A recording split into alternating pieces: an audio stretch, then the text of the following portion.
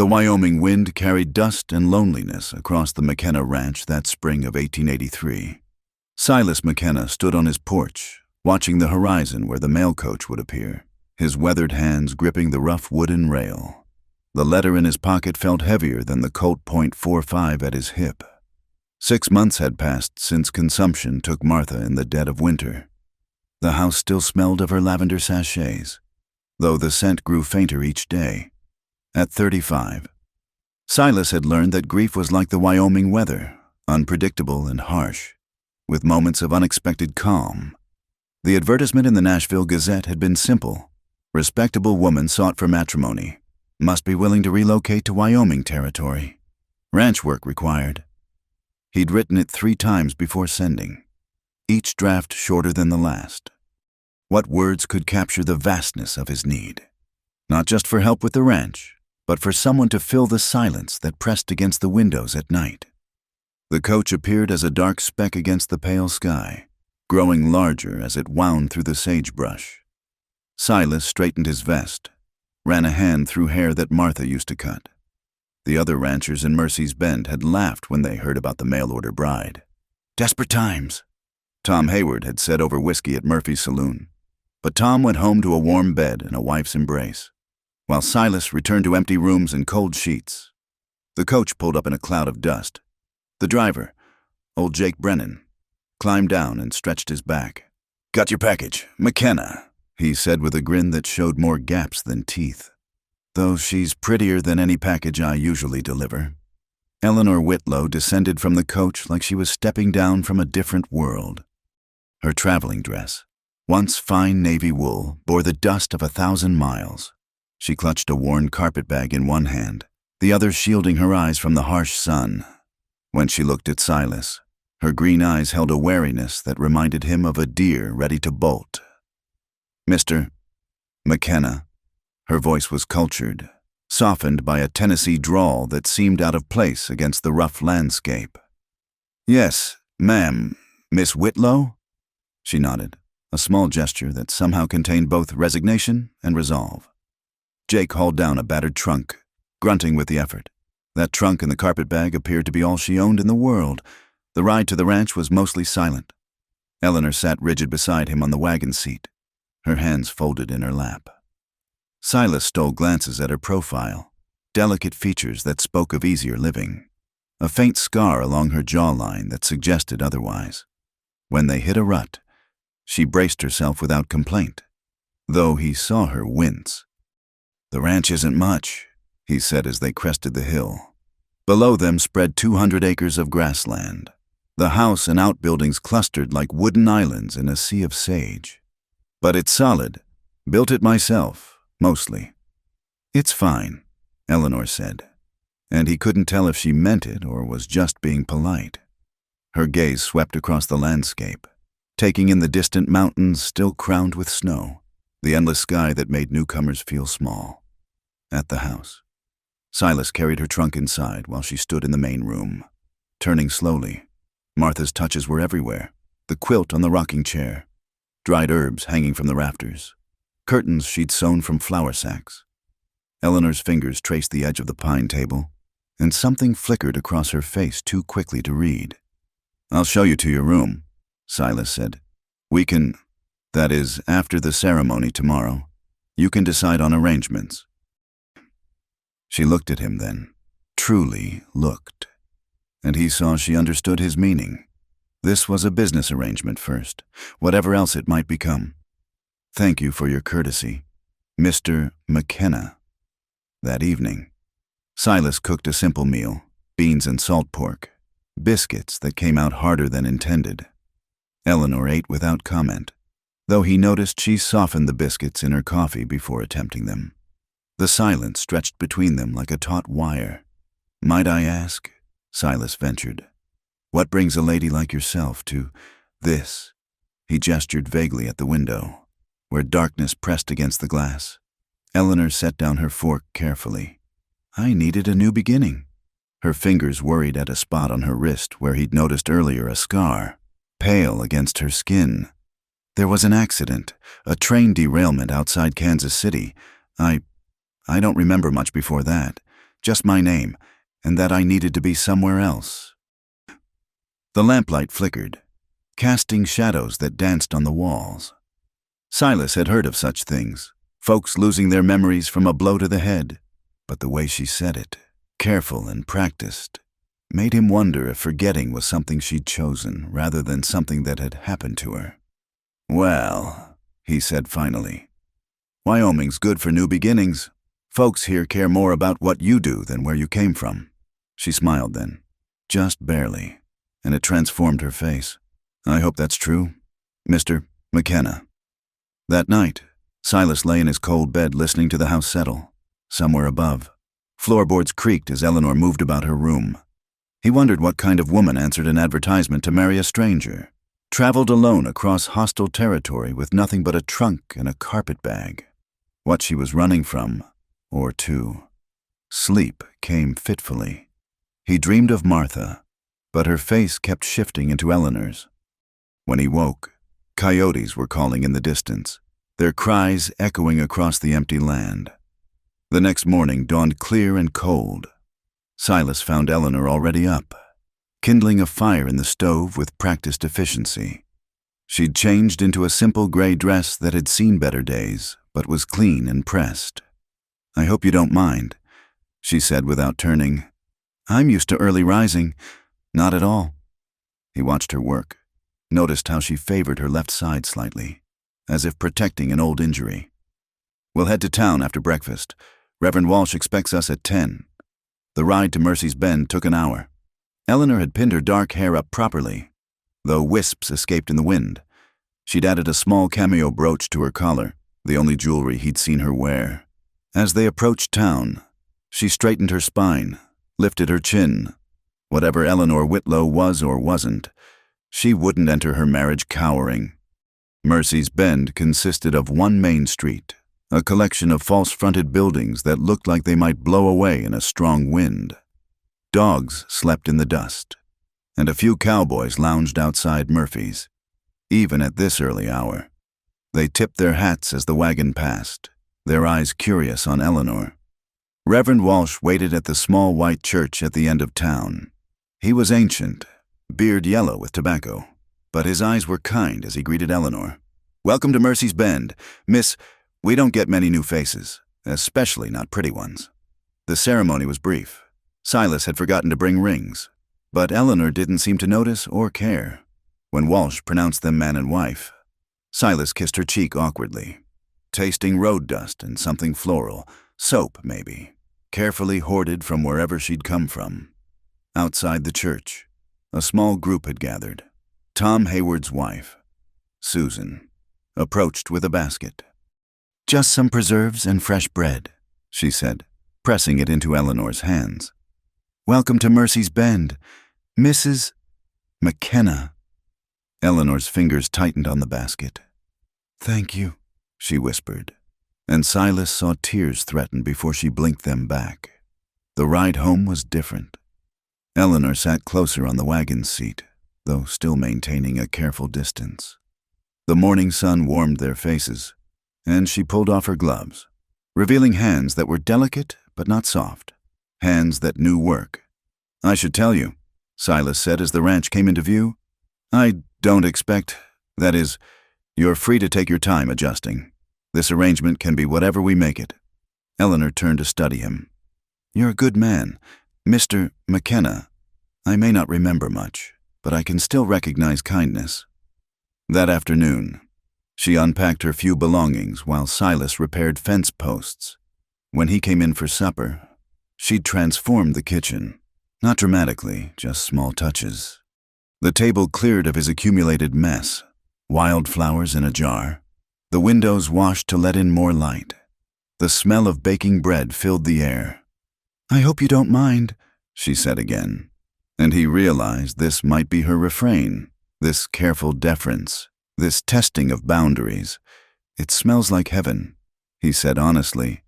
"Haven't had fresh bread since—" He stopped, but she understood.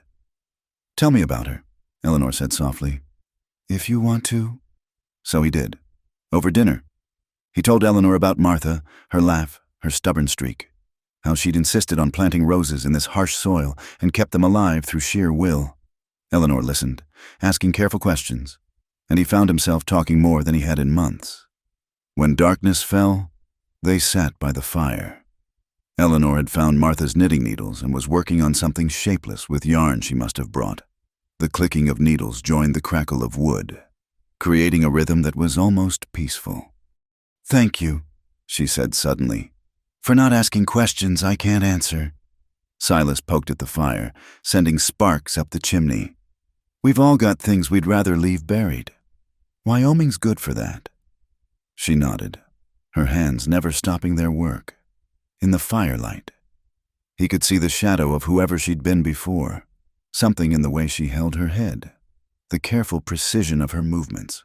But that woman was ghost-thin, overlaid by this new Eleanor who was learning to be a rancher's wife. When the clock chimed 9, Eleanor rose. "Good night, Mr. McKenna. Silas," he said. "Just Silas." She paused at the stairs. "Good night, Silas." He sat by the dying fire long after her footsteps faded overhead. Outside, wind rattled the windows, and somewhere a wolf howled. Lonely sound in the vast darkness. But inside, for the first time in 6 months, the house didn't feel empty. It felt like waiting, like the pause before a story begins, when anything might still happen. Upstairs, he heard Eleanor cry out, sharp and frightened. By the time he reached the landing, she was quiet again. He stood outside her door, hand raised to knock, but thought better of it. Whatever demons followed Eleanor Whitlow, now Eleanor McKenna, into sleep were hers to face. For now, he returned to his room, but sleep was elusive. Tomorrow would bring the real test, the daily work of living, of building something from this strange arrangement. He thought of Eleanor's hands on the knitting needles, creating something new from loose strands. Maybe that's what they were doing too, taking the threads of their broken lives and trying to weave them into something whole.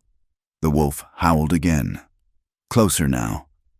Silas closed his eyes and listened to the old house breathe around them, sheltering 2 strangers bound by law and loneliness, waiting to see what morning would bring.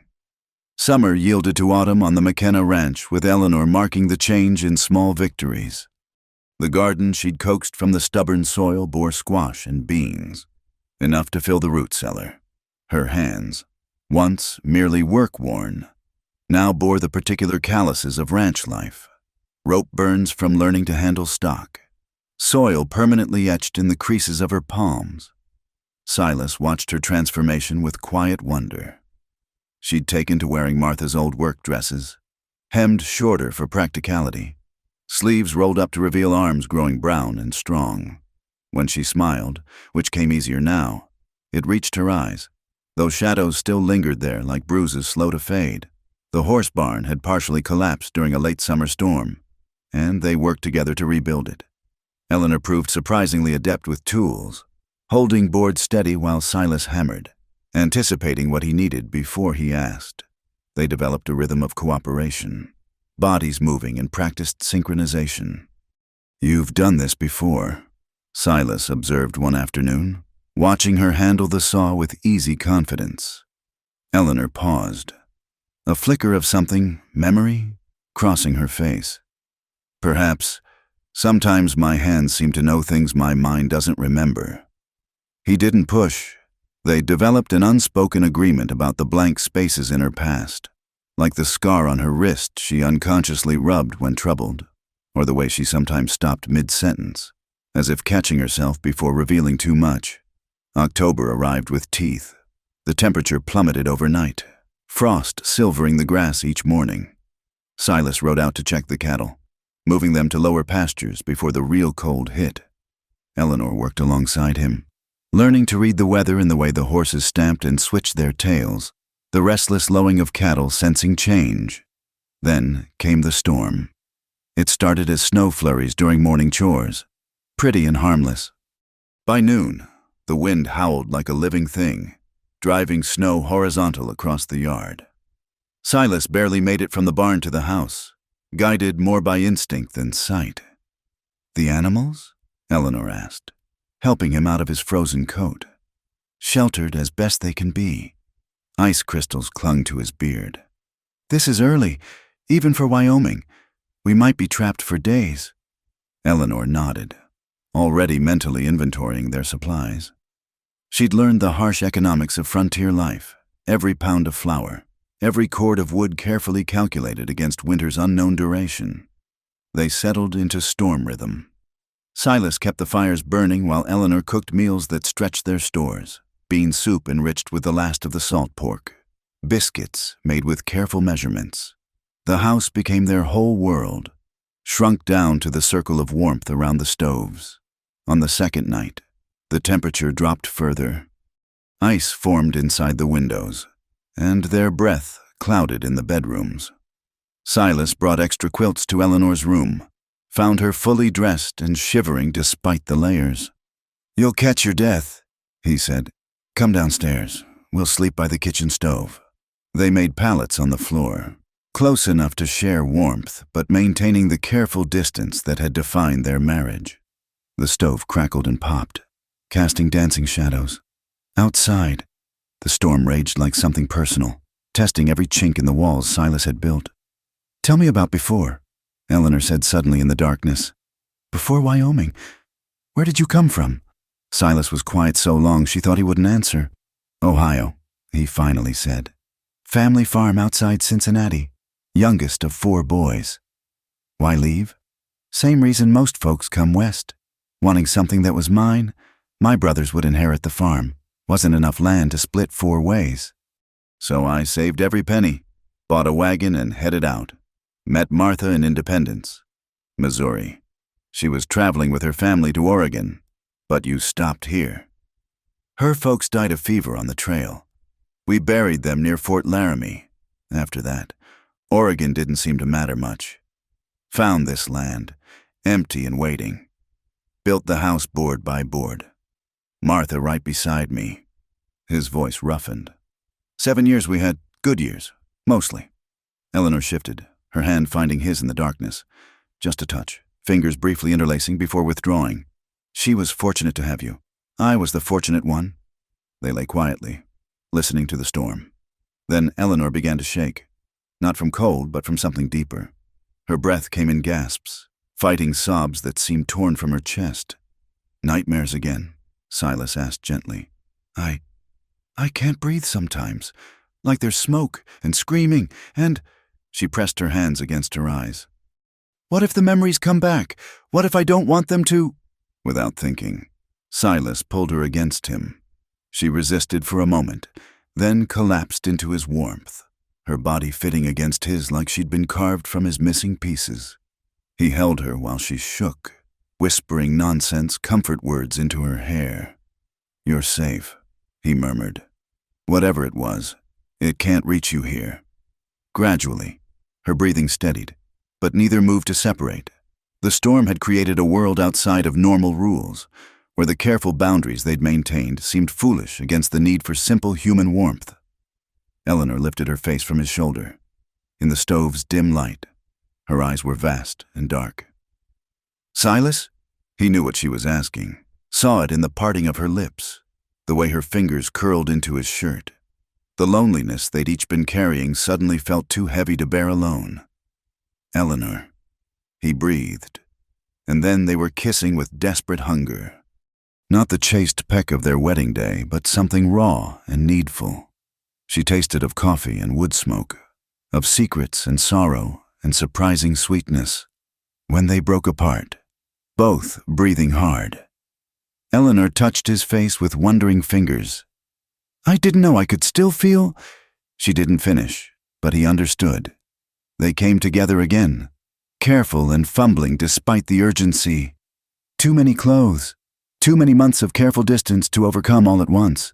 But eventually, skin found skin, and they discovered the geography of each other in the firelight. Silas mapping the ridges of her spine, the soft curve of her hip, Eleanor tracing scars across his chest from a lifetime of hard work. When they joined, Eleanor cried out, not in pain but in something like recognition, as if her body remembered this even if her mind held only shadows. They moved together with increasing sureness, the storm outside echoing the storm within, until release left them both shuddering and amazed. Afterwards, Eleanor wept against his chest, not the desperate sobs of before, but quiet tears that seemed almost healing. Silas held her, stroking her hair, feeling something frozen inside him begin to thaw. "I'm afraid," she whispered. "Of what?" "Of being happy, of letting myself hope." She pressed closer, as if trying to burrow inside his warmth. "What if it's taken away again? Then we'll face it together." He tipped her chin up, made her meet his eyes. "You're not alone anymore. Eleanor, neither of us is." She searched his face, then nodded slowly. When sleep finally took her, she was still in his arms. Silas stayed awake, watching the fire die to embers, feeling the weight of her trust like a sacred thing. The storm blew itself out by the third morning. They emerged from the house like survivors, blinking in the brilliant sunshine on fresh snow. The world had been remade, drifts covering familiar landmarks, icicles hanging like nature's chandelier from the eaves. They worked together to dig paths to the barn and check on the animals. Most had weathered the storm, though they lost 2 chickens to the cold. As they scattered feed, their eyes would meet and dart away, both adjusting to this new thing between them. That night, Eleanor hesitated at the stairs. "Should I?" "Come to bed," Silas said simply, and she smiled, shy but pleased. They moved Eleanor's few things to the main bedroom, as she hung her dresses beside his shirts. Something eased in Silas's chest. The room didn't feel like betrayal anymore, but like continuation, Martha's spirit blessing this new chapter. November brought a brief thaw. They took advantage, riding out together to check fence lines. Eleanor had taken to horseback with surprising grace, learning to move with the animal instead of fighting it, watching her gallop across the frozen ground, hair streaming behind her. Silas felt something he'd thought dead forever, joy, pure and simple. "You're smiling," Eleanor said, reining in beside him. "Am I?" But he didn't stop. They picnicked on a hill overlooking the valley, sharing bread and cheese and the last apples from town. Eleanor leaned against him, and he wrapped his coat around them both. "I love this land," she said softly. "Is that strange? It's so harsh, so unforgiving. But there's honesty in it. It doesn't pretend to be anything other than what it is. Like you," Silas said without thinking. She turned to look at him. "You don't know what I am. I don't even know. I know enough." He caught her hand, felt the calluses that matched his own now. "I know you work from dawn to dusk without complaint. I know you sing when you think I'm not listening. I know you saved the runt calf everyone said would die, sitting up 3 nights to feed it. I know you're the strongest woman I've met, even if you don't remember your own strength." Eleanor's eyes filled. "Silas McKenna, you'll make me cry." Happy tears. The happiest. She kissed him there on the hillside, with the wind whipping around them and the vast Wyoming sky stretching endless above. December arrived with another storm, but this time they were ready. The root cellar was full, wood stacked high, animals secure. When the snow began to fall, they watched from the window. Eleanor tucked under Silas's arm. "Our first winter," she said, then blushed at the presumption.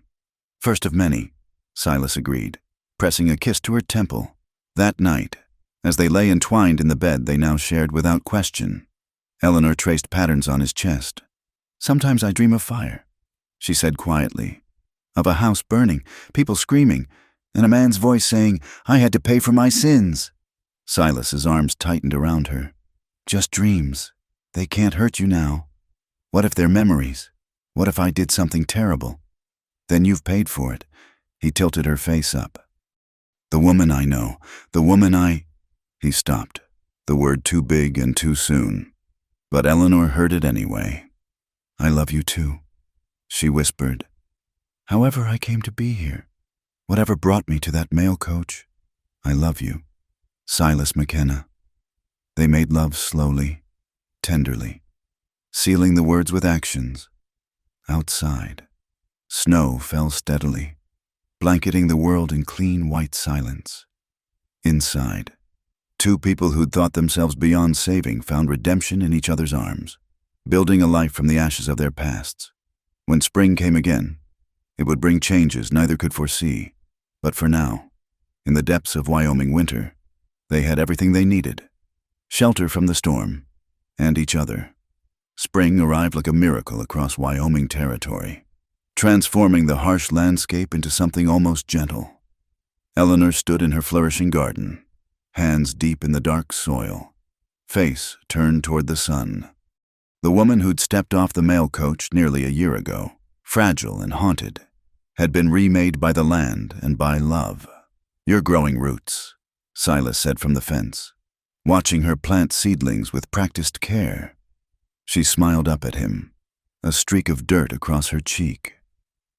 Deeper every day. The change in Eleanor ran soul deep. Her nightmares came less frequently, replaced by peaceful sleep in Silas's arms. She laughed easily now, a sound that made the ranch hands smile and tip their hats when she brought water during haying. At Sunday services, the women of Mercy's Bend sought her advice on preserving and gardening, no longer seeing her as the mysterious mail-order bride, but as one of their own. "Mrs. McKenna," Reverend Walsh called after church one April morning. "Might you consider teaching the children their letters? Mrs. Hartley's rheumatism keeps her from holding chalk." Eleanor's face lit up. "I'd be honored." The one-room schoolhouse became her domain 3 days a week. She discovered a natural gift for teaching, patient with the struggling readers, firm with the troublemakers. The children adored her, bringing wildflower bouquets and staying after lessons for her stories. Silas would ride to town on teaching days, ostensibly for supplies, but really to walk her home. He loved watching her emerge from the schoolhouse, surrounded by chattering children, bonnet askew and eyes bright with purpose. "You're good with them," he said one afternoon as they walked beside the wagon. "They're hungry to learn. It reminds me—" She stopped abruptly, that familiar shadow crossing her face. "What does it remind you of?" Eleanor shook her head. "Nothing clear, just a feeling that I've done this before. Small hands holding slates, the smell of chalk." She rubbed her temple. "Sometimes I think the memories are returning, then they slip away like smoke." That evening, Silas found her at the mirror in their bedroom, an activity so rare it stopped him short. She'd unpinned her hair, letting it fall in dark waves past her shoulders. But it was her expression that held him, intense concentration as she arranged her hair differently, pulling it back severely from her face. "Eleanor?" She startled, then laughed shakily. "I look like someone else with my hair this way, someone I can almost see but can't quite catch." He came behind her, meeting her eyes in the glass. "Do you want to catch her? I don't know anymore." She leaned back against him. "What if I like who I am now better than who I was? Then be who you are." He kissed her temple. "The past can't have you if you don't let it." But the past, as they would learn, had its own ideas about letting go. The letter arrived on a Tuesday that had dawned like any other. Eleanor was teaching, Silas mending harnesses, when Tom Hayward rode up with the mail from town. "Got something here for the missus," Tom said, producing an envelope from his saddlebag. "Caused quite a stir at the post office. Fancy paper, official looking." Silas took the letter, frowning at the careful script. "To Miss Eleanor F. Urgent. From Franklin, Tennessee." Eleanor F. Tom's eyebrows rose. "Thought her maiden name was Whitlow." "That's right," Silas said firmly, though unease prickled his spine. "Must be a mistake." But when Eleanor returned from teaching, the color drained from her face at the sight of the envelope. Her hands trembled as she took it, and Silas saw her throat work as she swallowed hard. "I'll leave you to read it," he offered, but she shook her head. "No, whatever this is, we face it together." She broke the seal with unsteady fingers, unfolding expensive stationery. As her eyes moved across the lines, her expression shifted from fear to confusion to something like grief. "It's from a woman claiming to be my sister," she said faintly. "Charlotte Fitzroy Pemberton. She says—" Eleanor's voice broke. She says father is dead, that I'm needed in Franklin to settle the estate, that I've been declared legally dead and only my appearance in person can. The letter fluttered from her fingers. Silas caught her as her knees buckled, guided her to a chair. Fitzroy, she whispered. Eleanor Fitzroy. That's who I was. Do you remember? Fragments. A big white house with columns. A piano. I can feel my fingers on the keys. And voices. Always angry voices. She pressed her palms against her eyes. There was a marriage. They wanted me to marry someone. A cousin, I think. For money. For business. I said no, and then, running. I remember running. Taking Mother's jewelry to sell. Boarding a train with a false name. Her eyes flew open. The accident was real, but I wasn't Eleanor Whitlow. I stole that name from a grave marker in Kansas City. A woman who died young with no family listed. I thought if I became her, I could disappear. Silas knelt beside her chair, taking her cold hands. Why run so far? Why answer a stranger's advertisement? Because I needed to become someone entirely new, someone they'd never think to look for. Tears streamed down her face. I'm not who you think I am. Silas, I'm a liar and a thief. I stole a dead woman's name and a good man's heart under false pretenses. You stole nothing. His grip tightened on her hands. You gave me back my life. That night, sleep eluded them both. Eleanor stared at the ceiling while Silas held her, each lost in thought. The letter lay on the dresser like an accusation. You could go back, Silas said finally. Claim your inheritance. You'd be a wealthy woman. I don't want wealth. But her voice lacked conviction. The next days passed in strained normalcy. Eleanor taught her students, tended her garden, cooked their meals. But Silas caught her staring into distances only she could see, rubbing the scar on her wrist with increasing frequency. Saturday night, unable to bear the tension. Silas woke to find their bed empty. Panic drove him to the barn, where he found Eleanor saddling her mare in the darkness. Going somewhere. She spun, a sob escaping. I can't stay. Don't you see? They'll come looking now. That letter means they know I'm alive. I'll bring scandal to you, to this place that's shown me nothing but kindness. Then we'll face it together. You don't understand. The words tore from her throat. The Fitzroys own judges, senators. They'll destroy anyone who stands between them and their money. I won't let them destroy you. Silas crossed the barn in 3 strides, catching her shoulders. Eleanor, that's not even my name. I don't care what your name is. The force of his shout startled them both. He gentled his grip but didn't let go. You're my wife. The woman who saved my life as surely as I apparently saved yours. You think I care about scandal? About your father's money or your family's threats? You should care. A man's reputation can go to hell. He cupped her face, forcing her to meet his eyes. I buried my first wife in this ground. I won't lose my second to fear. Eleanor broke then, collapsing against him with wrenching sobs. He held her on the barn floor, stroking her hair while she cried out months of suppressed terror and guilt.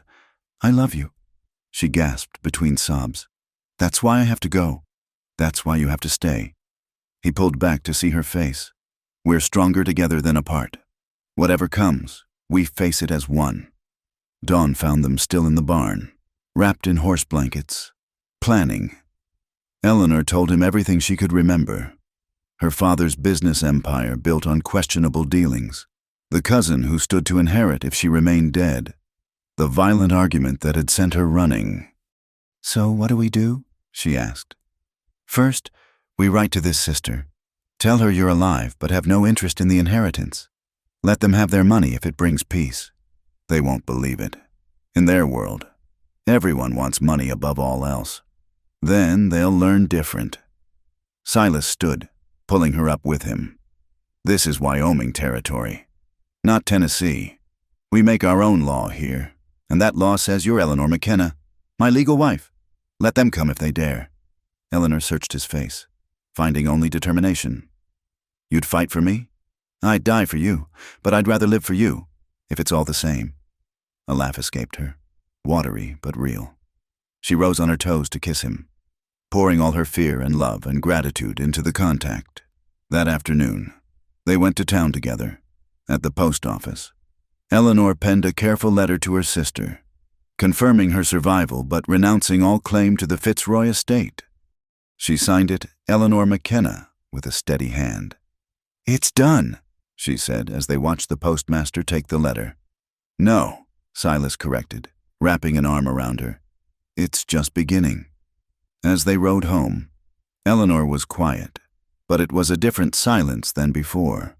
Not the suffocating weight of secrets, but the thoughtful peace of decisions made. "I want to tell people," she said suddenly. "Not everything, but enough. I won't live in fear anymore." "Are you sure?" "Yes, the women at church, my students, they deserve honesty from someone they've trusted. If they turn from me, so be it. But I won't hide." That Sunday, after services, Eleanor stood before the congregation. In a clear voice, she told them she'd come to Wyoming under a false name, running from a life that would have destroyed her. She asked for their forgiveness and understanding. The church was silent. Then Susan Hayward stood. "We all came here running from something," she said firmly. "What matters is who you are now." One by one, others nodded agreement. Reverend Walsh cleared his throat. "The good book says there's joy in heaven over one sinner who repents. I reckon there ought to be joy in Mercy's Bend over one woman who's found her true home."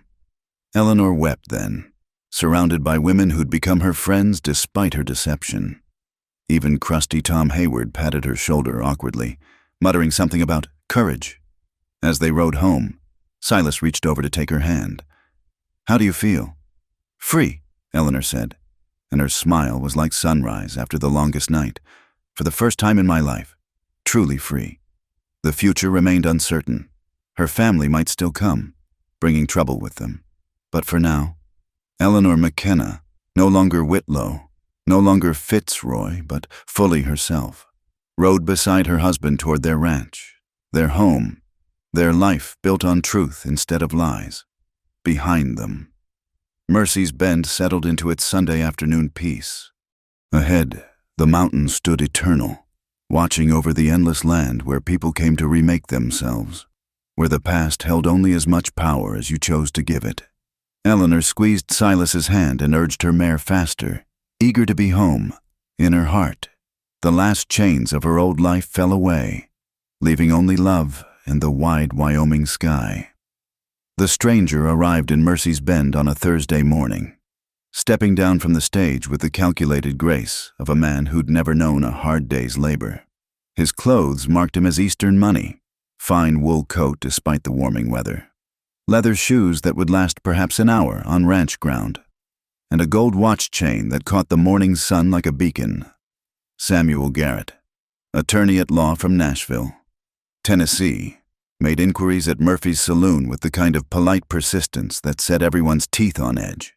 By noon, word had reached the McKenna Ranch that someone was asking after Eleanor Fitzroy. Silas found Eleanor in the garden, carefully thinning carrots. "We have company coming," he said quietly. She stood slowly, brushing soil from her hands. The color had left her face, but her chin lifted with the determination he'd come to cherish. "From Tennessee?" "Seems so." Eleanor nodded once, sharp and decisive. "Then I'll make coffee. We'll meet this on our own ground." Garrett arrived an hour later in a hired buggy, looking decidedly out of place against the backdrop of the working ranch.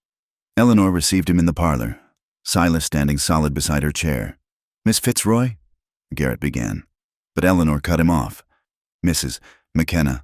I am Mrs. Silas McKenna." The lawyer's smile remained professionally pleasant. "Of course. Forgive me. Old habits." He produced a leather portfolio. "I represent the interests of the Fitzroy estate, particularly your cousin, Mr. Josiah Fitzroy. I've already written to my sister. I want nothing from the estate." "Ah, but that's precisely the difficulty." Garrett extracted several documents.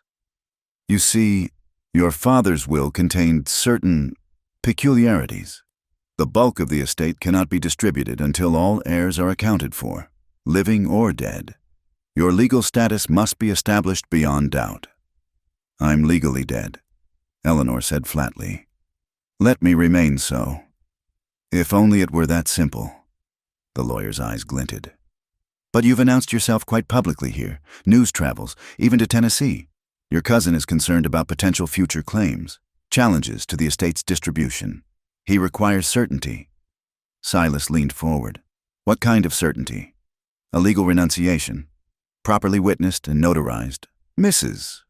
McKenna would need to return to Franklin, appear before the probate court, and formally relinquish all claims. Garrett paused delicately. Josiah is prepared to offer compensation for this inconvenience. Say $5,000. We don't want money. Eleanor said, Everyone wants money, my dear woman, especially those scratching out a living on... His gesture encompassed the visible ranch through the window. Such modest holdings. Silas's hands clenched, but Eleanor touched his arm lightly. Mr. Garrett, you've come a long way for nothing. I'll sign whatever documents you require, here and now, before witnesses. But I will not return to Tennessee. I'm afraid the court requires your physical presence. There are also questions about certain missing items. Your mother's jewelry, for instance. Eleanor went very still. That jewelry was mine by right.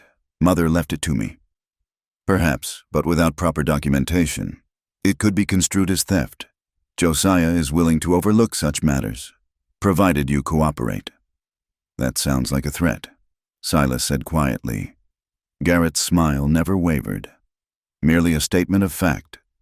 Mr. McKenna. The Fitzroy family has considerable influence. It would be unfortunate if criminal charges were pursued. Eleanor stood abruptly. I need time to consider. Of course, I'll be staying at the hotel in town. But I should mention, Josiah is not a patient man, and Wyoming Territory is not so far from Tennessee justice as you might think. After Garrett left, Eleanor stood at the window watching his buggy disappear. He means to take me back by force if necessary, over my dead body. She turned to him, eyes bright with unshed tears. That's what I'm afraid of. That evening, Reverend Walsh joined them for dinner. Having heard about their visitor, the old minister listened gravely as Eleanor explained the situation. Seems to me, Walsh said finally, that this Josiah fellow has more to lose than you do. Why push so hard unless there's something in that will he doesn't want known? Eleanor frowned. Father was always secretive about business. But Josiah was his partner, his chosen successor. Why would he fear my claims when I've renounced them? Maybe, Silas said slowly. He's not afraid of what you'll claim. Maybe he's afraid of what you know. They talked late into the night, trying to piece together Eleanor's fractured memories. She recalled heated arguments between her father and Josiah, papers burned in the study fireplace, her mother crying over accounts that didn't balance. There was a ledger, Eleanor said suddenly. Mother showed it to me before she died, said if anything happened, I should take it to the federal authorities. But I was young, frightened. I just wanted to escape. Where is it now? Hidden, in the lining of... Her eyes widened. My trunk, the one I brought with me. They retrieved the trunk from storage, and Silas carefully slit the fabric lining. Behind it lay an oilcloth packet containing a slim ledger filled with neat columns of figures. Walsh squinted at the entries. I'm no accountant, but these look like payments. To judges, legislators, bribes, if I'm reading this right. Father's insurance policy. Eleanor whispered. He must have suspected Josiah might turn on him. Or Josiah turned on him because of this. Silas said grimly, Your father's death, was it sudden? A heart attack, they said, but he was healthy as a horse the week before. Eleanor's face paled further. You think Josiah? I think, Walsh said carefully, that you have something Mr. Garrett's client wants very badly. The question is, what to do with it? The next morning, word came that Garrett had been busy in town, asking questions about the McKenna's marriage, their finances, Eleanor's teaching position. The implied threat was clear: cooperate, or watch your life here destroyed piece by piece. Maybe I should go, Eleanor said as they dressed for church. End this before it brings harm to everyone. We've had this conversation.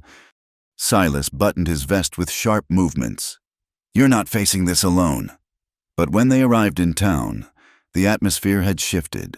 Some folks nodded greeting as always, but others turned away. Mrs. Hartley intercepted Eleanor before she could enter the schoolhouse. I'm sorry, dear, but some parents have expressed concerns about your background. Perhaps it's best if you take some time away from teaching.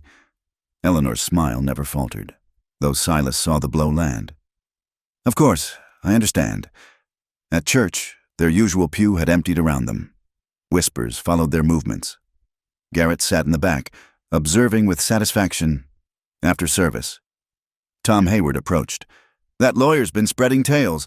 Says you're wanted for theft back east, that you tricked Silas into marriage? And folks believe him? Silas asked. Tom shrugged uncomfortably. Money talks loud, even out here.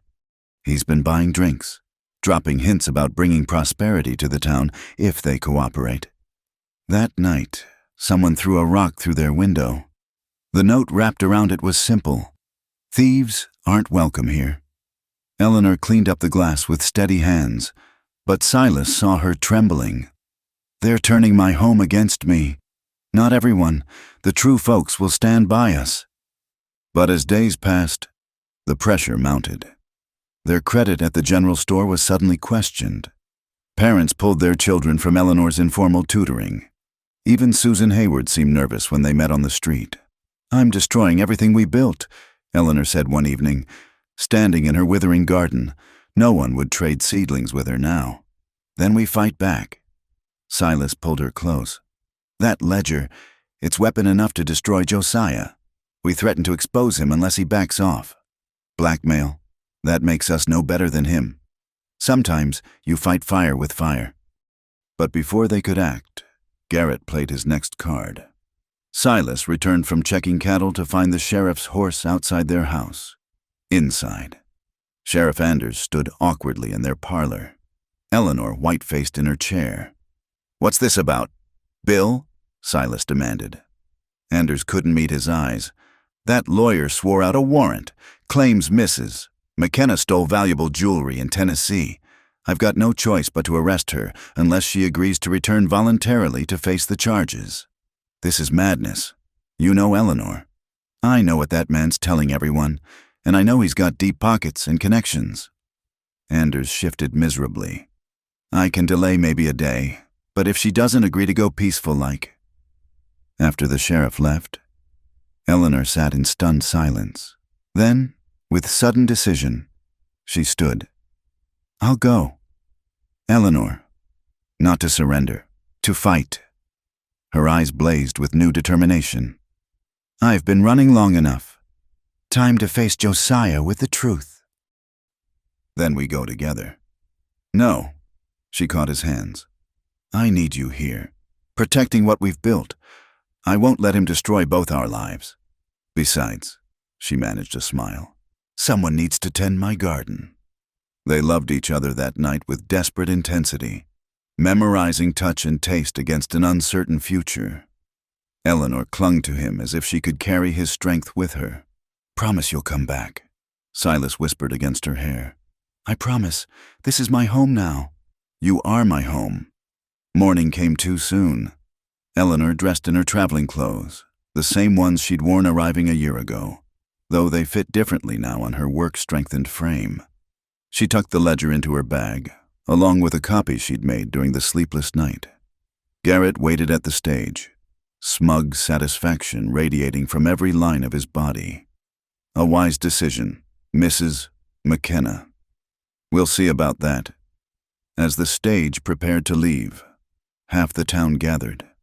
Some watched with hostile satisfaction, but others, Susan Hayward, Reverend Walsh, a handful of Eleanor's students, stood as witnesses to her departure. Silas helped her into the coach, holding her hand until the last moment. Remember, he said quietly, you're Eleanor McKenna. That name has strength in it. I know. She squeezed his fingers. Wait for me. Forever, if need be. The driver cracked his whip, and the stage lurched into motion. Eleanor kept her eyes on Silas until dust obscured him, then faced forward toward Tennessee and the reckoning she'd run from too long. Behind her, Silas stood in the street until the stage disappeared. Then he turned back to their ranch, their life, to hold it safe until she returned. The morning sun climbed higher, indifferent to human struggles, over a land that tested all who dared claim it. But some things, love, truth, the courage to fight for both, proved stronger than all the money and influence Tennessee could muster. Eleanor McKenna was about to teach Josiah Fitzroy that lesson, written in the blood and determination of a woman who'd found herself in Wyoming's vast spaces and refused to be lost again. The McKenna ranch became a hollow shell without Eleanor. Silas moved through his days like a man underwater, performing chores by rote while his mind traveled the miles to Tennessee. The bed they'd shared felt vast and cold. Her garden, untended for a week, began to show signs of neglect that cut him deeper than any blade.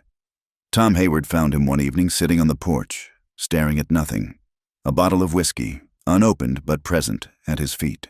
"First time I've seen you with liquor since Martha passed," Tom observed, settling uninvited onto the steps.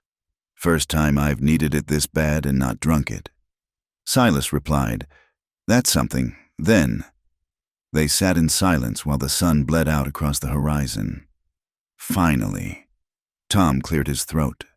"Folk in town are starting to talk different. That lawyer left too quick, like maybe he wasn't as sure of things as he pretended. And Mrs. Hartley's been crying over letting Eleanor go from the school. Doesn't bring her back. No. But maybe when she comes back, things will be different. If she comes back." The words tasted like ashes. Tom studied him sideways. "You know, when I was courting Susan, her PA ran me off with a shotgun. Said I wasn't good enough, so I worked 3 jobs, saved every penny, bought that patch of land outright. Took 2 years, but I went back and proved him wrong. Your point. My point is, sometimes loving someone means letting them fight their own battles, much as it kills you to stand aside." Tom rose, dusting off his pants. "That woman of yours has steel in her spine. Trust it." After Tom left, Silas put the whiskey away untouched. He forced himself to eat, to sleep, to maintain the ranch. Eleanor's students began stopping by, bringing small gifts, pressed flowers, a poem, a drawing of her teaching. He saved them all in a box by their bed. 2 weeks passed without word. Silas haunted the post office until the postmaster started shaking his head the moment he walked in. At night, he reread Eleanor's single letter, sent from a way station. "My beloved, I am well. The journey passes slowly, but my resolve grows stronger with each mile. Mr. Garrett believes he escorts a frightened woman home to surrender. He will learn otherwise. Trust in me as I trust in you. All my love. E." Meanwhile, the ranch began to suffer. Silas couldn't manage everything alone, but hiring help seemed like accepting Eleanor might not return. The vegetable garden withered, fences went unmended. Even the horses seemed listless, missing her gentle hands and soft voice. One night, unable to bear the empty house, Silas bedded down in the barn. The familiar smells of hay and horse hesh brought no comfort. He was contemplating that bottle again when hoofbeats approached fast through the darkness. Sheriff Anders dismounted in a rush. "Silas, thank God, we've got trouble." "Eleanor?" Silas was on his feet instantly. "No, nothing like that. But that snake Garrett, he didn't leave like we thought. He's been holed up at the Riverside camp with some hired guns. Word is they're planning something for tomorrow." "What kind of something?" "The kind that leaves your ranch burned and you buried, making sure Eleanor's got nothing to come back to." Ice filled Silas's veins. "How many?" "4, maybe 5. Too many for just us." Anders hesitated. "Unless we can raise some help. After how the town turned on Eleanor, they'd probably bring marshmallows to roast over my burning barn." "You might be surprised. Susan Hayward's been talking to the women. Reverend Walsh has been working on the men. Seems folks don't like being manipulated by outsiders, even if they were fool enough to fall for it at first." Dawn came gray and uncertain. Silas armed himself and waited, watching the horizon. He didn't have to wait long. 5 riders approached from the east, Garrett in the lead despite his city clothes. "Mr.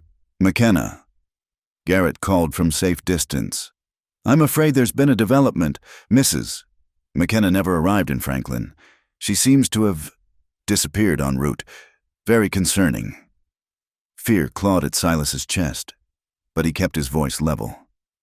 "If you've harmed her, I've done nothing, but her cousin is quite upset. He's authorized me to make you a generous offer for this property, enough to start over somewhere else. Forget you ever knew Eleanor Fitzroy. McKenna. Her name is Eleanor McKenna. Not for much longer, I'm afraid. You see, if she's truly vanished, we'll have to proceed with having her declared dead. Again. And a dead woman can't be married, which makes you nothing, with no legal claim to anything she might have owned. I don't want her money. Never did. How noble. But I'm afraid, Mr. Fitzroy insists on tidying up loose ends. This ranch, for instance. Did you know your wife owned it? The deed was transferred to her name months ago. I have the documents here." Silas felt the ground shift beneath him. Eleanor had never mentioned, but of course she'd wanted to contribute, to make their partnership equal. Now that gesture of love might destroy everything. "So you see," Garrett continued, "with her dead, the property reverts to her estate, which means her cousin, unless you're willing to be reasonable. Get off my land." "Your land?" Garrett laughed. "I think not, but I'm patient. We'll give you until sunset to reconsider. After that, well, Wyoming can be dangerous. Accidents happen.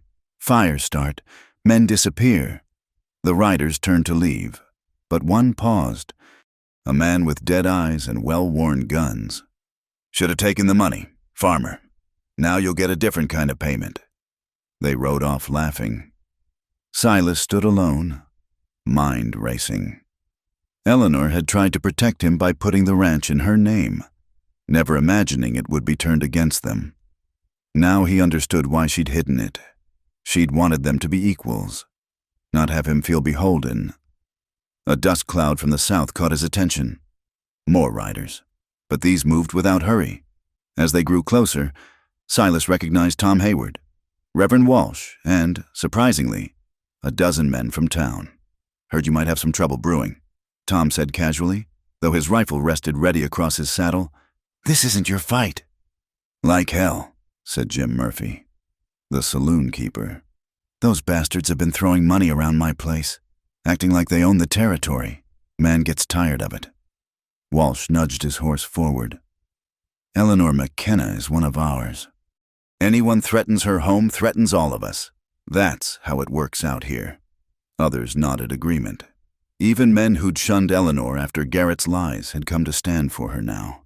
The West had its own code, and outsiders trying to steal a woman's home while she was gone violated every tenet. "They'll be back at sunset," Silas warned.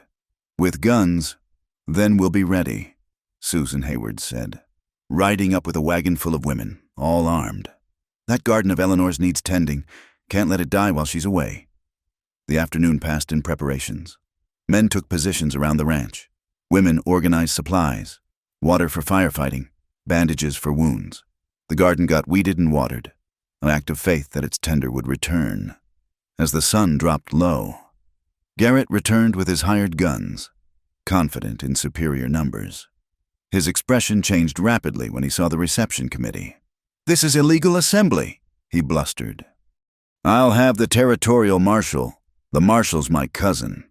Sheriff Anders interrupted. "Already wired him about outside agitators threatening honest folk. He's real interested in meeting you." Garrett's men shifted nervously. They were hired guns, not crusaders, and the odds had changed dramatically.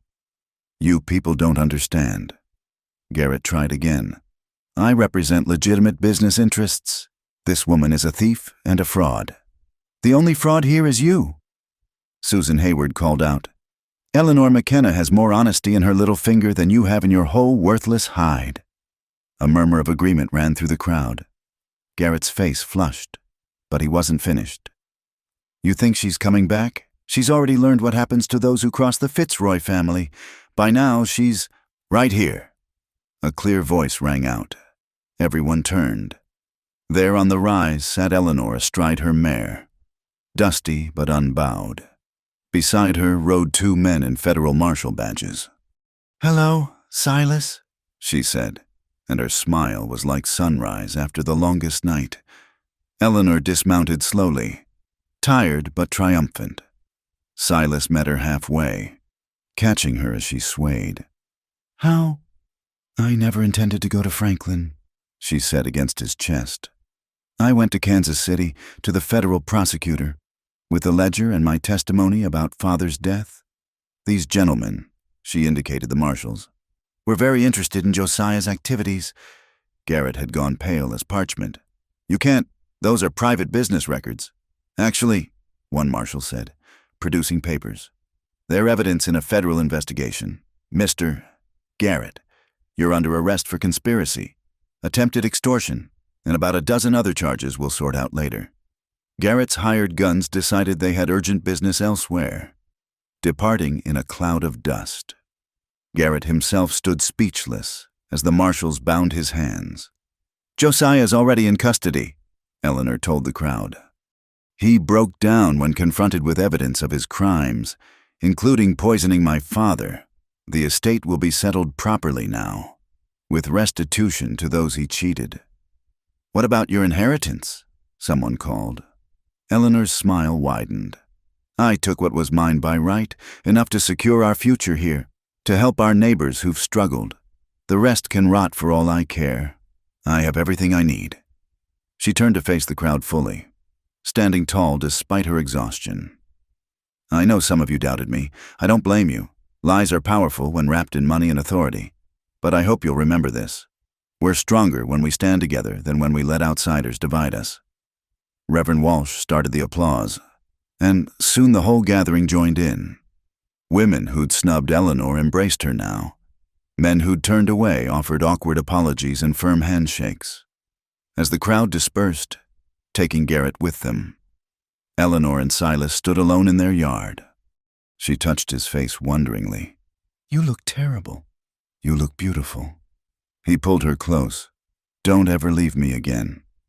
I had to become who I needed to be. Not Eleanor Fitzroy running from her past, but Eleanor McKenna fighting for her future. They walked to the house hand in hand. At the door, Eleanor paused. "Seeing her garden green and thriving, you kept it alive." "We all did. The whole town came together. Your students wouldn't let it die." Tears ran down her face, but they were tears of joy. "Home," she whispered. "Home." Silas agreed, and led her inside. That night, as they lay entwined in their bed, Eleanor told him everything: the journey to Kansas City, the federal prosecutor who'd been building a case against Josiah for years, needing only an inside witness, how she'd used Garrett's own arrogance against him, letting him believe he escorted a beaten woman while she gathered evidence of his crimes. "You're brilliant," Silas murmured against her hair. "I'm yours," she corrected. "That's all that matters." Outside, night settled over Wyoming territory, vast and peaceful. The McKenna Ranch stood solid against the darkness, no longer threatened by shadows from the past. In the garden, new growth pushed through the soil, reaching toward tomorrow's sun. Eleanor McKenna had traveled far to find herself, not in Tennessee's drawing rooms, but in Wyoming's infinite spaces. Not in her father's wealth, but in her husband's arms. Not in the name she'd fled, but in the one she'd chosen. She was home at last, and heaven help anyone who tried to take that from her again. In the weeks following Eleanor's return, the ranch slowly healed from its wounds. Yet Silas moved through the days like a man hollowed out, going through the motions of work while something essential had dimmed within him. He smiled when Eleanor spoke, held her at night, but she felt the distance growing, a gulf that had nothing to do with love and everything to do with the shattering of his steady world. Eleanor watched him with increasing worry, the man who'd fought for her, who'd stood against threats and intimidation, now seemed fragile as old glass. He started at unexpected sounds, checked the horizon constantly, and some nights she woke to find him sitting by the window, rifle across his lap, standing guard against phantoms. "You need to talk to me," she said one morning, finding him staring at nothing over his untouched breakfast. "This silence is eating you alive." "I'm fine. You're not." She caught his hand, feeling the tremor he tried to hide. "Silas, what's wrong?" He pulled away, stood abruptly. "Nothing's wrong. Got work to do." But that afternoon, she found him in the barn, sitting on a hay bale with his head in his hands. The strong shoulders that had carried so much were shaking. "I failed you," he said without looking up. "They came here, to our home, and I couldn't protect you. Had to let you go off alone to fight battles that should have been mine." Eleanor knelt before him, forcing him to meet her eyes. "You didn't fail anyone. I sat here useless while you faced them alone. What kind of man does that make me? The kind who trusts his wife, the kind who knows that some battles can't be fought with fists or guns." She gripped his face between her hands. "Silas, I didn't need you to fight for me. I needed you to believe in me. And you did." "I was terrified," he admitted, the words torn from somewhere deep. "Every night you were gone, every day not knowing if you were safe, if they'd hurt you, if I'd ever see you again. I've buried one wife. I can't do it again." The dam broke then. This strong, quiet man who'd weathered every storm finally let the fear and pain pour out. Eleanor held him as he shook, understanding at last the cost of his apparent calm during her absence. "I'm here," she whispered over and over. "I'm safe. We're safe." That night, they loved each other with desperate tenderness, rebuilding connection with touch and whispered promises. But Eleanor knew wounds this deep needed more than words to heal. She started small. When Silas checked the windows for the third time one evening, she drew him to the porch instead. They sat watching stars emerge in the vast sky while she talked about everything except danger, her students' progress, plans for expanding the garden, funny things she'd overheard in town. Gradually, she felt him relax beside her. When a coyote howled in the distance, he didn't reach for his gun. "Martha used to do this," he said quietly. "Make me sit and watch the stars when the world felt too heavy. Tell me more about her." He was quiet so long, Eleanor thought he wouldn't answer. Then, she was fearless. Tiny little thing, but she'd face down a bear if it threatened something she loved. The consumption took that first. Her courage, watching her become afraid of her own shadow. That was worse than the dying. Understanding dawned. And then I came along, and you had to watch me ride off to face danger alone. I kept seeing her in that bed, wasting away while I sat helpless. Then seeing you in that stagecoach, getting smaller and smaller until you disappeared. Eleanor turned to face him fully. "But I came back. I'm not Martha. Silas. And what happened to her wasn't your fault any more than what happened with Garrett was. Logic doesn't help much at 3 a.m. "No," she agreed. "But maybe time will." Summer rolled on. Eleanor returned to teaching. The schoolhouse fuller than ever as families who'd pulled their children out came to apologize. Silas threw himself into ranch work, but Eleanor noticed he no longer went to town alone, always finding reasons for her to accompany him. One blazing afternoon, Eleanor suggested they visit Martha's grave. Silas froze in the middle of harnessing the wagon. "Why?" "Because she's part of our story. Because avoiding that hill won't bring her back or keep me safer." Eleanor touched his rigid shoulder. "And because I think she'd want us to move forward." The small cemetery sat on a rise overlooking the valley. Martha's headstone was simple. Her name, dates, and beloved wife. Grass had grown over the mounded earth. Someone, probably Silas, had planted wild roses that bloomed despite the heat. Eleanor knelt and arranged the flowers she'd brought. "Hello, Martha. I'm Eleanor. I'm taking care of him now. Or trying to. He's stubborn. But I think you knew that." Silas stood frozen behind her. Eleanor continued talking to the stone as if to a friend. He still loves you. That doesn't bother me. Love isn't something that runs out.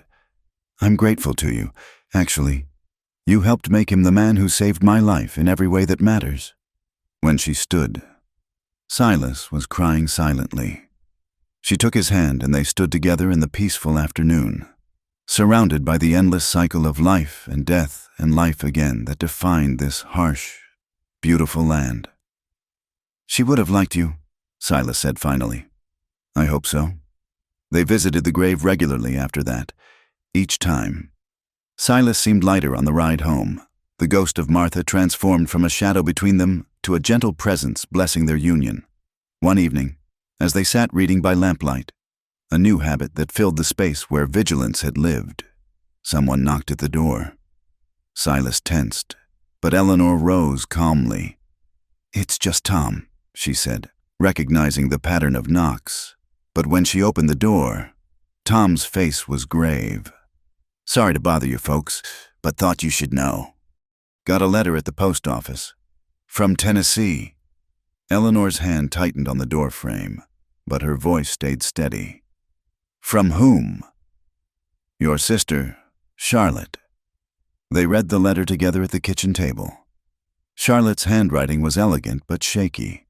"Dearest Eleanor, I hope this finds you well and happy. I write with news both good and ill. The good: Josiah's trial concluded with his conviction on all counts. Father's true will was found hidden in his office. He left you far more than we knew, including properties and investments Josiah had concealed. The ill: I am dying. The doctors give me perhaps 2 months. I have no children, and with you declared dead for so long, I had made Josiah my heir. I wish to correct this before I go. I do not ask you to forgive the family that failed you so terribly. I do not ask you to return to a home that was never truly home to you. I ask only for the chance to see my sister once more, to make what amends I can. If you cannot come, I understand. But know that I have loved you always, even when I lacked the courage to show it. Your sister, Charlotte." Eleanor set the letter down with trembling hands. "She was always kind to me, even when Father... She tried to protect me when she could." "You want to go?" Silas said. It wasn't a question. "I don't know. Part of me does. Part of me wants to run to the barn and saddle a horse and ride until Tennessee is just a bad memory again." "What does your heart say?" Eleanor was quiet, touching the letter. "It says I'll regret not saying goodbye. But Silas, I won't go if it means putting you through that fear again." He caught her hands. "Your sister's right.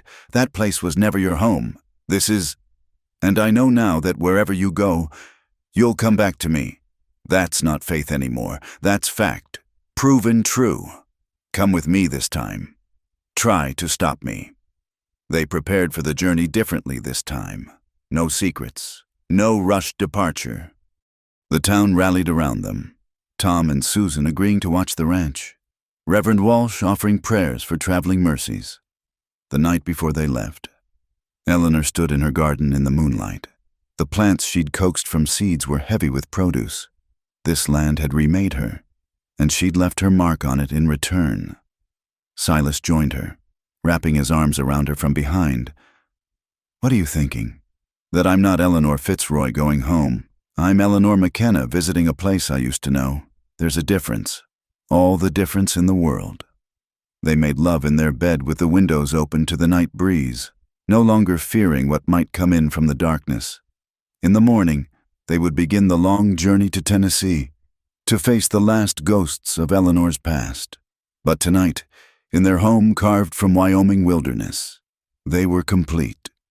The broken man and the lost woman had found each other and discovered they were actually whole, not in spite of their scars, but because of how they'd chosen to heal them. The moon set late, painting the ranch in silver and shadow. In the barn, horses nickered softly. In the garden, night-blooming flowers opened to stars.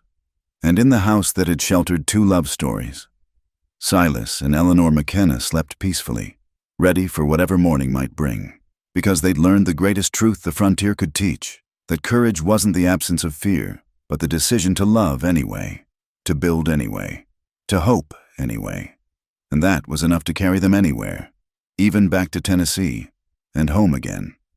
The train carried them back across the country Eleanor had fled, each mile drawing them closer to a past she'd tried to bury. But this journey felt different from her desperate flight 2 years ago. Then, she'd been alone, frightened, running toward an unknown future. Now Silas sat beside her, solid and reassuring, his presence transforming the trip from an ordeal into merely a passage. They arrived in Franklin on a humid afternoon that made the Wyoming air seem like a half-remembered dream. The station platform teemed with people, the air thick with coal smoke and perfume and the particular closeness of civilization pressing in. "Big," Silas said quietly, taking in the buildings that seemed to crowd the sky. Eleanor squeezed his hand. "Too big. I'd forgotten how it feels like you can't breathe here." A carriage waited, sent by Charlotte. The driver, an elderly black man named Joseph, recognized Eleanor immediately. "Miss Eleanor, Lord have mercy. It's good to see you among the living." "Hello, Joseph. This is my husband, Mr. McKenna." Joseph's face split into a grin. "Husband? Well, that's fine news. Miss Charlotte will be so pleased." The ride through Franklin's streets showed Eleanor how much had changed, and how much hadn't. The same grand houses lined the same tree-shaded avenues, but there was a seediness now, a sense of decline. Several mansions stood empty, their windows dark. Josiah's trial hit a lot of families. Joseph explained, noting her gaze. When the whole truth came out about the bribes and swindles, well, many a fortune proved to be built on sand. The Fitzroy house appeared around a bend, white columns still imposing, but the paint was peeling. The grounds less manicured than Eleanor remembered. It looked like what it was, a monument to a dying way of life. Charlotte waited on the portico, and Eleanor's heart clenched at the sight. Her sister had always been delicate, but now she seemed translucent, held upright by will alone. Yet, when she smiled, Eleanor saw the girl who'd once sneaked her cookies after father's rages. "Eleanor." Charlotte's voice was whisper-thin. "You came." They embraced carefully, Eleanor afraid her sister might shatter. "Of course I came." Charlotte's gaze moved to Silas, taking in his Western clothes, his sun-weathered face, the protective way he stood behind Eleanor. "Mr. McKenna, thank you for bringing her home." "This isn't her home, ma'am," Silas said quietly but firmly. "But we're glad to visit." Something flickered in Charlotte's eyes, understanding, perhaps even approval. "No, I suppose it isn't anymore. Come inside. We have much to discuss." The house felt like a museum, everything preserved but lifeless. Eleanor found herself walking carefully, as if she might disturb ghosts. In the parlor, where she'd once been told she must marry Josiah or destroy the family, Charlotte served tea with shaking hands. "I'll be direct," Charlotte said once they were settled. "I have perhaps 6 weeks. The lawyers need decisions about the estate. Father left you a considerable inheritance, properties here and in Memphis, railroad shares, and nearly $200,000 in trusts Josiah couldn't touch." Eleanor set down her teacup sharply. 200,000? More, actually. Once everything is tallied, Father was many things, but he was an excellent businessman. Even Josiah's theft couldn't destroy what he built. Charlotte paused, catching her breath. "It's all yours. Eleanor, my will names you sole heir to everything I have as well." "Charlotte, I don't want— Please." Her sister leaned forward urgently. "Let me do this one thing right. I stood by while Father bullied you. I said nothing when he tried to sell you to Josiah like property. I was a coward. Eleanor, this is my only chance to make amends." Eleanor looked at Silas, who nodded slightly. Whatever she decided, he would support. "Tell me about Josiah's trial," Eleanor said, postponing the decision. Charlotte's smile turned sharp. "Oh, that was quite the spectacle. When the federal prosecutors presented your ledger, Josiah actually fainted, right there in the courtroom. Then he started confessing to everything, trying to trade information for leniency. Did he confess to killing Father? Poison in his brandy. Administered over months. Father suspected and started documenting everything. That ledger was his insurance. Josiah will hang. Charlotte said it without emotion, as if discussing the weather. They talked through the afternoon, carefully reconstructing the past. Charlotte filled in pieces Eleanor had forgotten or never known. Their mother's attempts to protect Eleanor. Father's growing paranoia in his final months. Josiah's increasing desperation as his schemes unraveled. He was furious when you disappeared, Charlotte said. Spent a fortune trying to find you. When the presumption of death was finally declared, he thought he'd won. Then your letter arrived, very much alive, and he knew it was over. As evening fell, Charlotte grew visibly weaker. Joseph helped her to her room, and Eleanor found herself alone with Silas in the oppressive grandeur of her childhood home. "How are you?" he asked. "I don't know. It's like being in a dream, familiar but wrong." She moved to the window, looking out at gardens she'd once known by heart. "Part of me wants to refuse it all, but part of me thinks about what that money could do. For the ranch, for Mercy's Bend, for the school. It's not blood money, Eleanor. It's your birthright, kept from you by a murderer." She turned to him. "Would it change things between us?" Silas crossed to her, cupping her face. "You could have all the money in the world or not a penny to your name. You're still my wife, still the woman who saved me from dying of loneliness on that ranch." They stayed a week, each day.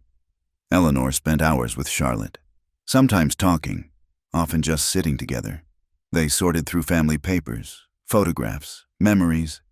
Charlotte gave Eleanor their mother's jewelry, the pieces she'd sold to fund her escape. "I bought them back after Josiah's arrest," Charlotte explained. "They should have been yours all along." On the fourth day, Silas surprised Eleanor by befriending Joseph, learning about the running of a grand house, the management of multiple properties. "If we're taking this on, I should understand it," he explained when Eleanor found them going over account books. "We're taking it on. Your inheritance, your choice. But if you accept it, we're partners in all things." Charlotte observed their easy partnership with something like envy. "You found what Mother and Father never had," she said one afternoon. "A marriage of equals." "I had to go to Wyoming to find it." "Then bless Wyoming." Charlotte smiled weakly. "Tell me about your life there. I want to picture you happy." So Eleanor painted word pictures of the ranch, the vast skies, her garden and students, the town that had become family. Charlotte listened with closed eyes, smiling at the warmth in Eleanor's voice. On their last night, Charlotte insisted on a final dinner together. She dressed carefully, looking briefly like the sister Eleanor remembered, gracious, elegant, kind. They dined by candlelight, and Charlotte raised her glass. "To Eleanor McKenna," she said, "who had the courage to choose her own life, and to Silas McKenna, who gave her a reason to stop running." After dinner, Charlotte presented Eleanor with a leather portfolio. "All the documents you need. The lawyers in town have copies. I've made it as simple as possible. Sign these, and everything transfers to you." Eleanor took the portfolio, but didn't open it. "Charlotte, I'll be with Mother soon," Charlotte said peacefully. "That's not frightening. What frightened me was dying with this weight on my conscience. You've lifted that. You've forgiven me. That's worth more than any inheritance." They embraced, and Eleanor felt her sister's fragility, the bird-like bones and tissue-thin skin. But she also felt the strength of resolution, of accounts finally balanced. The next morning, they said goodbye on the same portico where they'd reunited. Charlotte was back in her wheeled chair, but her smile was radiant. "Be happy," she whispered, gripping Eleanor's hand. "Be so happy that it makes up for all the sorrow this house has seen." "I already am," Eleanor assured her. As their carriage pulled away, Eleanor didn't look back. Silas held her as she cried, for the sister she'd found too late, for the family that might have been, for the girl she'd once been who'd had to flee this place to find herself. At the train station, Eleanor made a decision. She led Silas to the telegraph office and composed a message to the lawyers. Accept all terms. Use first funds to establish McKenna School for Girls in Franklin. Charlotte Fitzroy Pemberton, founder. A school, Silas asked. For girls like I was, trapped by circumstances, needing education and options. Charlotte would have liked that. They boarded the westbound train as the sun set over Tennessee. In her bag, Eleanor carried the portfolio that would transform their lives, but also her mother's pearls and a photograph of Charlotte from happier days, the past reconciled, if not redeemed. No regrets? Silas asked as the train pulled away. None. I said goodbye properly this time. To Charlotte, to that house, to Eleanor Fitzroy. She leaned into his warmth. Now I just want to go home. To Wyoming? To you, she corrected.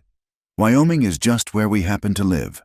The train gathered speed, carrying them through the night toward the mountains, toward the endless sky, toward the life they'd chosen and fought for and would continue building together.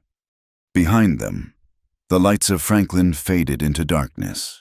Ahead, the future waited, funded by the past but not defined by it. Charlotte died peacefully 3 weeks later. Eleanor received the news by telegram, standing in her garden with dirt on her hands and sun on her face. She grieved, but it was clean grief, without the bitter edge of unfinished business. That Sunday, Reverend Walsh said prayers for Charlotte at the church in Mercy's Bend. The whole town turned out, honoring the sister of one of their own. It would have amazed Charlotte, Eleanor thought, to know she was mourned so far from Tennessee by people who'd never met her but who understood the bonds of family and forgiveness. And in Franklin, the McKenna School for Girls opened its doors 6 months later, offering education and hope to those who needed it most. Charlotte's name was carved in stone above the entrance, and her portrait hung in the main hall. Not the fragile woman at the end, but the vibrant girl who'd once protected her little sister as best she could. It was, Eleanor thought, the best use of an inheritance built on pain but transformed by love, just as she herself had been transformed, from a frightened girl fleeing Tennessee to a woman who could return, reconcile, and leave again on her own terms. The West had taught her that. Silas had taught her that. And now she had the means to pass that lesson on, that no one was trapped forever, that there was always a train heading toward a different life, if you just had the courage to board it. The Wyoming summer stretched golden and endless as Eleanor and Silas settled back into ranch life. Yet everything had changed. The inheritance from Tennessee hadn't just brought money, it had brought possibility. They hired hands to help with the ranch work, built a new barn, and purchased neighboring land that old Peterson had been wanting to sell for years. But the greatest change was in Eleanor herself. The woman who'd once arrived broken and afraid now moved with quiet authority. She expanded the school, bringing in a second teacher from Denver. She established a fund for families struggling through drought or illness. And in her garden, now 3 times its original size, she grew not just vegetables, but hope. You're building an empire, Silas teased one evening, finding her bent over ledgers at the kitchen table. I'm building a community, she corrected, but smiled at the pride in his voice. Charlotte's money should work for good. Sunday services had become a celebration of their return. Eleanor taught the children's class before church, their eager faces reminding her why she'd come back. Today's lesson was about Moses crossing the Red Sea, about finding courage to leave bondage behind. Mrs. McKenna, little Sarah Hayward asked, did you have to cross a sea to get here? Eleanor smiled. In a way, yes. Sometimes the sea we have to cross is inside us. Fear, doubt, the past that holds us back.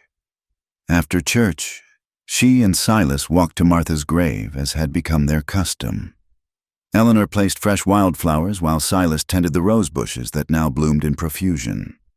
I've been thinking, Eleanor said, straightening, about that letter I wrote to myself, about being a woman with no past who found a future. What about it? I was wrong. I'm not a woman without a past. I'm a woman who chose which past to claim. She touched the headstone gently. Martha is part of my past now, just as Charlotte is. The difference is I'm not running from any of it anymore." They stood quietly in the afternoon sun, surrounded by the endless Wyoming sky. Then Silas took her hand. "Speaking of the future." Something in his tone made Eleanor turn. His eyes held a mixture of joy and uncertainty that made her heart skip. "Eleanor, have you noticed anything different lately?" She knew immediately what he meant. The morning sickness she'd hidden, the tenderness in her body, the deep certainty that had been growing for weeks. "How did you know?" "You've been glowing. And yesterday I saw you touch your stomach the same way Martha did when—" He stopped, then continued firmly. "When she told me about the baby we lost." Eleanor's eyes filled. She'd known about Martha's miscarriage, but had never wanted to probe that wound. "Oh, Silas, I'm scared," he admitted. "Terrified, actually, but also—" His hand covered hers where it rested on her still flat stomach. "Also filled with more joy than I thought possible. I wanted to wait to be sure. It's early yet, perhaps 2 months." "A Christmas baby, then?" His voice was wondering. "Our child." They held each other there in the cemetery. Life and death and new life, all part of the same great wheel. When they finally walked home, their steps were light despite the momentous secret they carried. Eleanor wrote in her journal that night, "I am with child." Strange how those words change everything and nothing. The ranch continues. The town continues.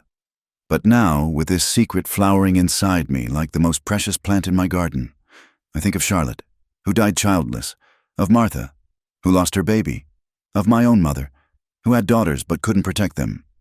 I will break that chain. This child will know only love, only safety, only the wild freedom of Wyoming sky. As autumn progressed, Eleanor's condition became obvious. The women of Mercy's Bend rallied around her with advice, remedies, and hand-sewn baby clothes. Even gruff Tom Hayward carved a wooden rattle, presenting it with embarrassed pride. "The whole town's adopting this baby," Silas marveled one evening as they sorted through the latest offerings. "Good," Eleanor said firmly. "Every child should be claimed by a community." She continued teaching until December, when Reverend Walsh gently suggested she rest. Her students presented her with a quilt they'd made, each square decorated with a scene from their lessons. Eleanor cried over it, hormones and happiness overwhelming her usual composure. The first labor pains came during a December blizzard. Naturally, Silas paced while Susan Hayward and the midwife, Mrs. Schultz, took charge. Eleanor, gripping Susan's hand through contractions, thought fleetingly of her mother dying in childbirth, then pushed the thought away. She was not her mother. This was not Tennessee. The chains of the past held no power here. "It's a girl," Mrs. Schultz announced after hours that felt like days. "Healthy and loud as a Wyoming wind." Silas was beside Eleanor instantly, his face wet with tears as Mrs. Schultz placed the baby in Eleanor's arms. The infant was red-faced and indignant, with a shock of dark hair and eyes that seemed to take in everything. "She's perfect," Silas whispered. "What shall we call her?" Eleanor studied their daughter's fierce little face. "Hope," she said finally. "Hope, Martha McKenna, for the future, and for the past that brought us here." "Hope," Silas repeated, touching the baby's impossibly small fist. "Yes." The blizzard cleared by morning, revealing a world made new in white. Word of Hope's birth spread quickly, and soon the house filled with visitors. Reverend Walsh blessed the baby while the church women cooked enough food to last weeks. Even the ranch hands, rough men who'd seen everything, went soft at the sight of the tiny girl. "First baby born to the new era," Tom Hayward declared, raising a glass of whiskey in the kitchen. "To Hope McKenna, may she grow strong as her parents and twice as stubborn." Spring came early that year, and with it a letter that made Eleanor laugh out loud. The McKenna School for Girls in Franklin had its first graduate accepted to college. Unheard of for a girl of her background. The young woman wanted to study medicine, inspired by a teacher who'd told her anything was possible. "You did that," Silas said, reading over her shoulder while Hope nursed contentedly. "Charlotte did that," Eleanor corrected. I just made sure her money went where it could grow. As hope grew, so did the ranch and the town. The railway finally came to Mercy's Bend, bringing new families, new opportunities. Eleanor helped establish a proper schoolhouse with 3 rooms and real slate boards. Silas expanded their cattle operation, becoming one of the most successful ranchers in the county. But the greatest joy was watching Hope discover the world. She took her first steps in Eleanor's garden, chasing a butterfly. Said her first word, "No," when Silas tried to take away a particularly interesting rock. Rode her first horse before she could properly walk, secure in her father's arms as they surveyed their land. On Hope's 5th birthday, they held a party that seemed to include half of Wyoming. Children ran through the garden while adults talked and laughed. Eleanor stood on the porch, watching her daughter lead a pack of youngsters in some elaborate game involving stick horses and imaginary bandits. "Regrets?" Silas asked, joining her. "Never," she leaned into him. "Though I do wonder sometimes what Eleanor Fitzroy would think of all this. I think she'd be amazed, that frightened girl stepping off the stagecoach, becoming this teacher, mother, the heart of a community." "I had help." She smiled up at him. "A certain rancher who needed a mail-order bride. Best advertisement I ever answered," he said, kissing her temple. As the sun set over their land, painting the sky in shades of rose and gold, Eleanor reflected on the journey that had brought her here. From a Tennessee mansion to a Wyoming ranch. From Eleanor Fitzroy, running from a life others chose for her, to Eleanor McKenna, living a life she'd chosen for herself. Hope ran up, breathless and dirty and perfect. "Mama, Papa, we caught all the bandits." "Good work, Sheriff," Silas said seriously, swinging her up onto his shoulders. "I'm not the sheriff," Hope corrected. "I'm the bandit queen. But I'm a good bandit. I steal from mean people and give to nice people." Eleanor laughed, thinking of her own theft of a dead woman's name that had led to all this abundance. "Sometimes that's what we have to do, sweetheart. Take what the world won't give freely and transform it into something better." They went inside together as stars began to appear in the endless Wyoming sky. Behind them, Eleanor's garden settled into evening peace. Before them stretched all the years to come, years of growth and challenge, joy and sorrow. But always, always together. The letter Eleanor had written to herself so long ago had been both wrong and right. She wasn't a woman without a past. She was a woman who'd gathered all her pasts, all her selves, and woven them into something new and strong and wholly her own. Eleanor Fitzroy and Eleanor Whitlow had both been necessary steps on the journey to becoming Eleanor McKenna, and Eleanor McKenna was exactly who she was meant to be. The house glowed with lamplight as night fell over the ranch. Inside, a family prepared for evening, ordinary tasks made precious by the love that infused them. Outside, the vast Wyoming landscape stood eternal, keeper of 1,000 stories of transformation. This was just one of them, but it was theirs. Complete and perfect in its imperfection, a mail-order bride story that had become a love story, a survival story, and ultimately, a victory over the past that tried to define the future. In her garden, the plants Eleanor had tended grew strong under starlight, ready for tomorrow's sun. And in her home, surrounded by love she'd never dared dream of. Eleanor McKenna finally understood the truth. Every ending was just a beginning in disguise, and every loss carved space for unexpected grace. She had crossed her sea, found her promised land, and built her life on the far shore. The rest was just living, gloriously, gratefully, one Wyoming day at a time. Thank you for listening to this tale of love and redemption in the Old West. I'm curious, where are you enjoying this story from?